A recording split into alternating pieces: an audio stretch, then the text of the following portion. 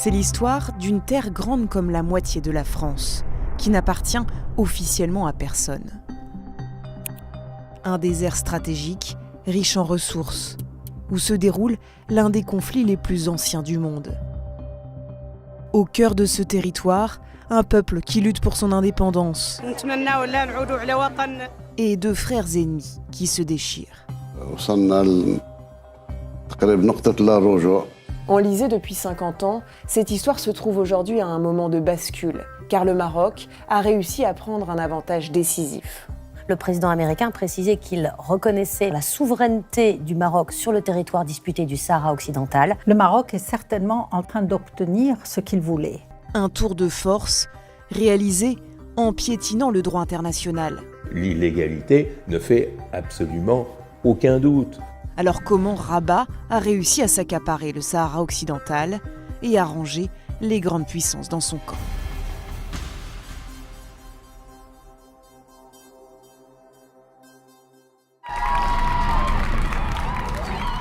Ces images ont été filmées en 1956. Le Maroc devient indépendant. Sa population exulte. Mais le roi Mohamed V n'est pas totalement satisfait. Selon lui, l'indépendance ne sera totale que lorsque le pays aura récupéré toutes ses provinces. C'est-à-dire celles où les grandes dynasties du Maroc ont étendu depuis 1000 ans leur influence. Le royaume rêve de reprendre la main sur ces régions historiques pour constituer ce qu'il appelle le Grand Maroc. Mais ce qui intéresse surtout le Maroc et son roi Mohamed V, c'est cet endroit, la partie occidentale du Sahara. Et pas seulement pour des raisons historiques. Le souverain a en tête que les eaux sahraouies sont très poissonneuses. Et puis que le Sahara occidental est riche en phosphate, un minerai stratégique puisque c'est un ingrédient essentiel des engrais, donc vital pour l'agriculture mondiale.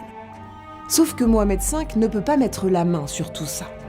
Parce qu'en 1956, au moment où le Maroc prend son indépendance vis-à-vis de la France, le Sahara occidental appartient à un autre pays, l'Espagne.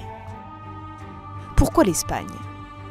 Car c'est ça qui a été décidé autour de cette table 80 ans plus tôt, à la célèbre conférence de Berlin, lors de laquelle les pays européens s'étaient partagé l'Afrique. Et ça reste comme ça pendant très longtemps. Dans les années 70, le Sahara occidental finit même par être un des derniers territoires colonisés d'Afrique. Mais les populations sahraouies veulent que cela change. Un mouvement indépendantiste armé, le Polisario, est créé. À ce moment-là, l'Espagne se montre ouverte à donner plus d'autonomie au territoire. Mais quand ils apprennent ça, deux pays vont se manifester de manière très différente. L'Algérie et le Maroc. À cette époque, les deux pays sont déjà en froid depuis plusieurs années, à cause de désaccords concernant certains territoires. La question du Sahara occidental ravive les braises. Pour les Sahraouis, ceux qui sont massacrés, tués et qui ont versé leur sang. L'Algérie apporte son soutien au Front Polisario. La version officielle veut que l'Algérie ait appuyé le Front Polisario au nom du droit des peuples à s'autodéterminer, mais en réalité, elle y a vu une manière d'affaiblir le voisin marocain, aussi d'avoir un accès à l'Afrique, un accès peut-être à l'Atlantique.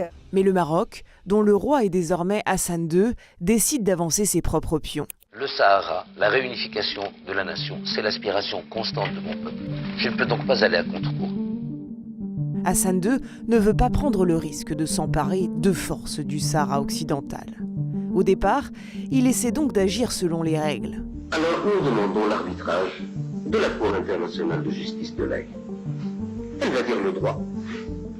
La Cour internationale de justice est saisie, et un an plus tard, elle rend son avis. Historiquement, il existait bien des liens d'allégeance entre le sultan du Maroc et une partie des tribus sahraouis. Mais la Cour ajoute cette phrase. En revanche, les éléments en sa possession n'établissent l'existence d'aucun lien de souveraineté territoriale. Traduction, ce territoire n'est pas marocain. L'histoire ne fait pas la loi. Ce n'est pas parce qu'à un moment donné du temps, il y avait un rapport d'allégeance qu'aujourd'hui, cette allégeance ancienne ait valeur juridique. Pourtant, le Maroc va faire sa propre lecture de cet avis. La Cour a rendu un avis qui était mi-figue, mi-raisin. Hassan II a tout de suite interprété cet avis en faveur du Maroc en disant que ces liens d'allégeance correspondaient à la souveraineté. Désormais, il est impératif, inévitable et obligatoire que nous accomplissions notre devoir sacré, rejoindre notre peuple dans le Sahara.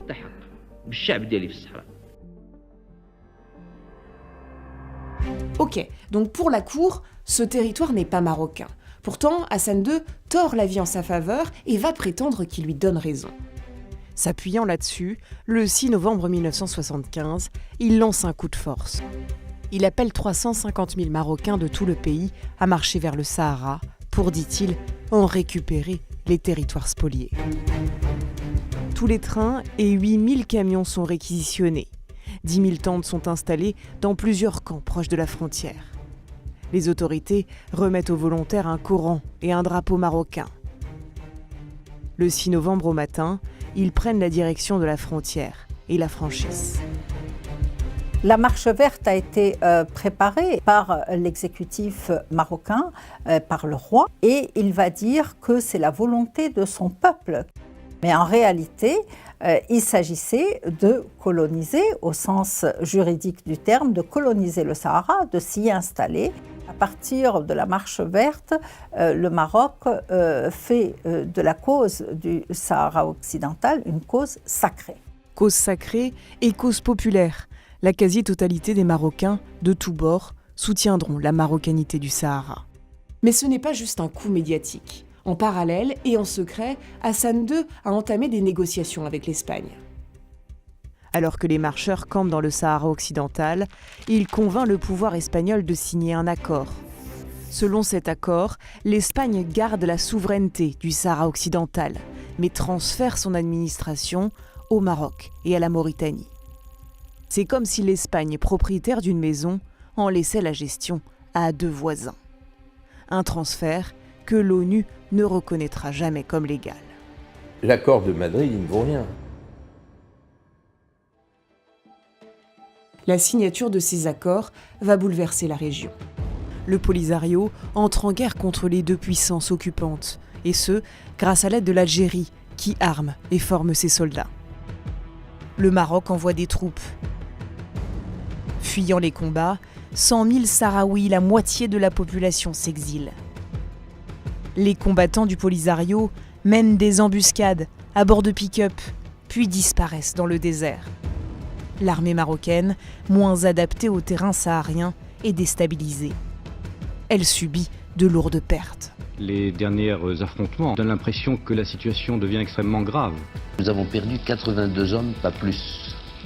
Hassan II pensait que ce serait un conflit très court. Ça ne s'est pas fait parce qu'il y a eu l'introduction de l'Algérie qui est venue appuyer le front Polisario. Alors, en 1980, Rabat prend une décision qui change radicalement le cours du conflit.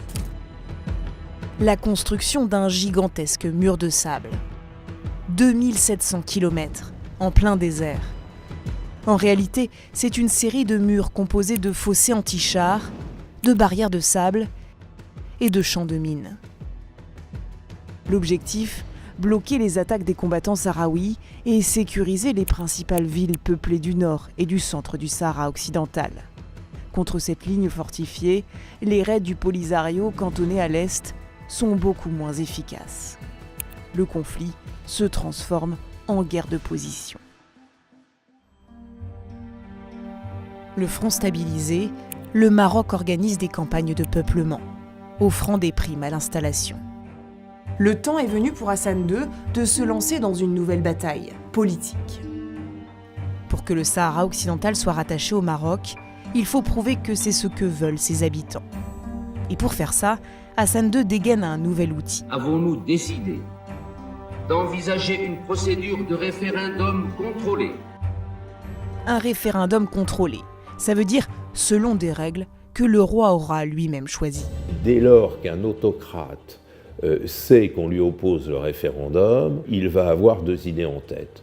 soit de le différer éternellement, c'est ce qui se passe actuellement avec le Sahara, soit de le manipuler et le truquer quand il le peut. Il avait surtout l'idée de transférer une partie de la population de son propre Sahara vers le Sahara occidental et de les faire voter, d'avoir un vote en faveur du Maroc. En fait, cette stratégie lui permet aussi de jouer la montre.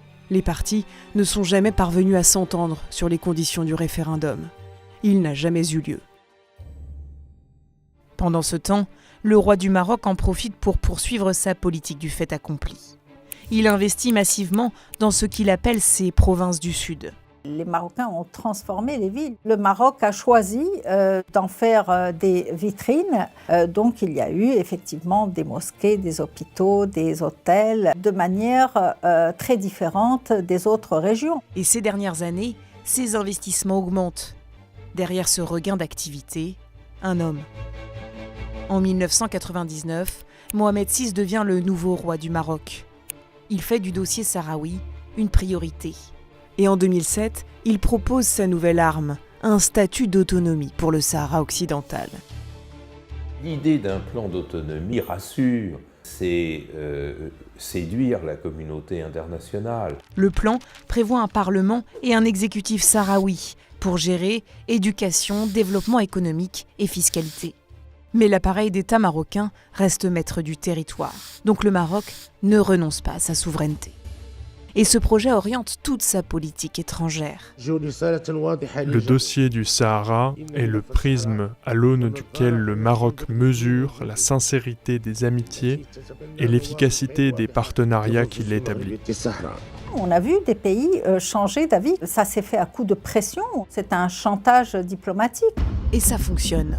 Le premier pays à lui donner raison n'est pas des moindres. C'est la première puissance mondiale, les États-Unis. J'ai signé aujourd'hui une proclamation reconnaissant la souveraineté marocaine sur le Sahara occidental. En échange, le Royaume du Maroc normalise ses relations avec le plus proche allié des Américains au Moyen-Orient, Israël. En échange de l'abandon du soutien à la cause palestinienne. C'est un calcul extraordinairement dangereux qui laissera des traces dans les mémoires. En mai 2021, le Maroc fait pression sur un voisin plus proche, l'Espagne. 8000 migrants s'introduisent à l'intérieur de l'enclave de Ceuta, avec la complicité de la police marocaine. L'Espagne, piégée, se retrouve dos au mur. La carte de l'immigration est utilisée comme un chantage. Le 18 mars 2022, coup de tonnerre diplomatique. L'ancien colon abandonne sa position officielle de neutralité et finit par accepter le projet du Maroc.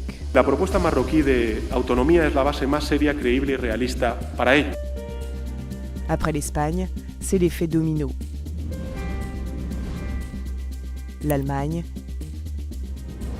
et Israël soutiennent le plan d'autonomie. Puis après 3 années de relations glaciales, Paris cède. C'est ensuite au tour de Londres et d'autres pays, notamment des nations africaines, même parmi les plus anciens soutiens du Front Polisario. Le Maroc est très présent en Afrique par le biais des banques, par le biais des télécoms. Et il y a aussi une aura religieuse. Le Maroc est arrivé à faire admettre son discours sur le Sahara occidental à plusieurs États. Dernière étape, convaincre la communauté des nations. En clair, que le Maroc obtienne son titre foncier sur le territoire. Car souvenez-vous ce que nous disions au début. Ce qui intéresse le Maroc, ce sont aussi les ressources du Sahara occidental. Or, théoriquement, le Maroc n'a pas le droit de s'en servir.